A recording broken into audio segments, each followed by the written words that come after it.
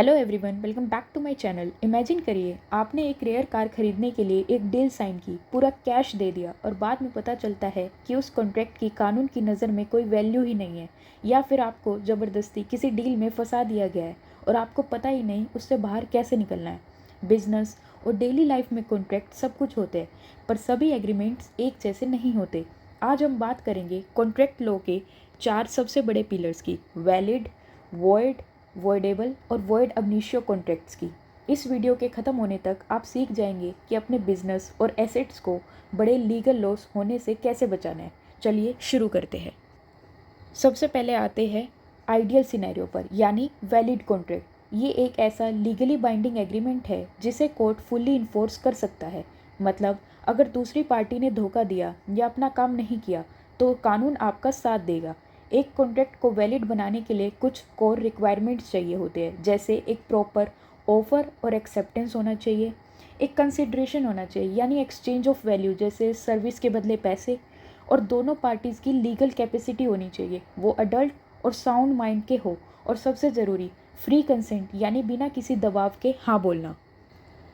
Example के लिए मान लो आपने एक वेब डेवलपर को हायर किया, आपने उन्हें $5,000 ऑफ़र किए, उन्होंने एक्सेप्ट किए, दोनों एडल्ट्स हैं और उनका काम लीगल है। ये एक परफेक्ट वैलिड कॉन्ट्रैक्ट है और दोनों को अपनी कमिटमेंट्स पूरी करनी पड़ेगी।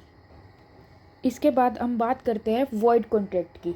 वॉइड कॉन्ट्रैक्ट सीधी भाषा में कहे तो ये एक डेड कॉन्ट्रैक्ट है। इसको कोई भी पार्टी कोर्ट में ले जाकर इन्फोर्स नहीं करवा सकती।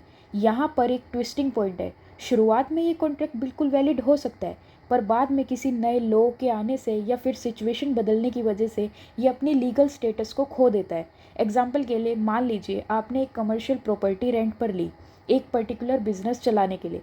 सब लीगल था, पर 1 महीने बाद गवर्नमेंट ने एक नया जोनिंग लॉ पास कर दिया है, जिससे उस एरिया में वो बिज़नेस चलाना इलीगल हो जाता है। अब ये कॉन्ट्रैक्ट इंस्टेंटली वॉइड हो गया।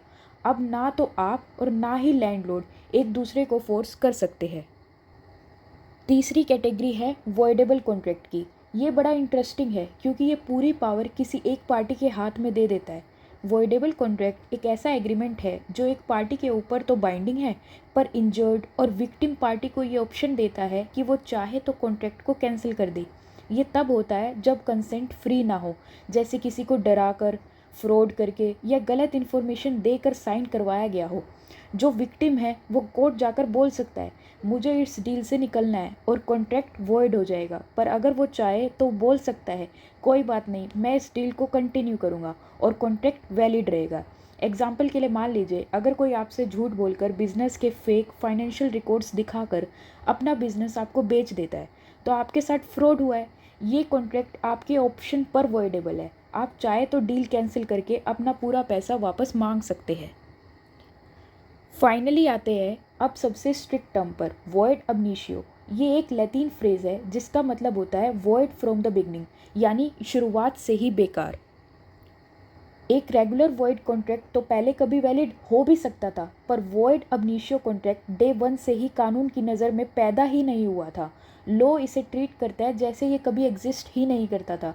ये तब होता है जब कॉन्ट्रैक्ट का बेसिक पर्पज़ ही इलीगल हो, या फिर किसी ऐसे इंसेन पर्सन या माइनर के साथ साइन किया गया हो जो इलीगली कॉन्ट्रैक्ट साइन कर ही नहीं सकता।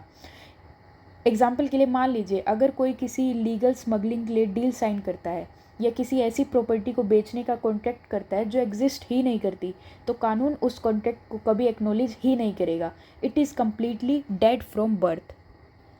इस तरह हमने बात की चारों कॉन्ट्रैक्ट्स के बारे में। आप एक क्विक रिवीजन के लिए डिफरेंस टेबल भी देख सकते हैं, और अब आप फ्यूचर में सेफ डील कैसे साइन करें ये देख सकते हैं। उसकी आइडेंटिटी टर्म्स को देख के, कैपेसिटी को देख के, फ्री कंसेंट है या नहीं, तभी कॉन्ट्रैक्ट्स डिफरेंस हो जाता है कि कौन सा है वैलिड है, कौन सा वॉइड है, कौन सा वॉइडेबल है।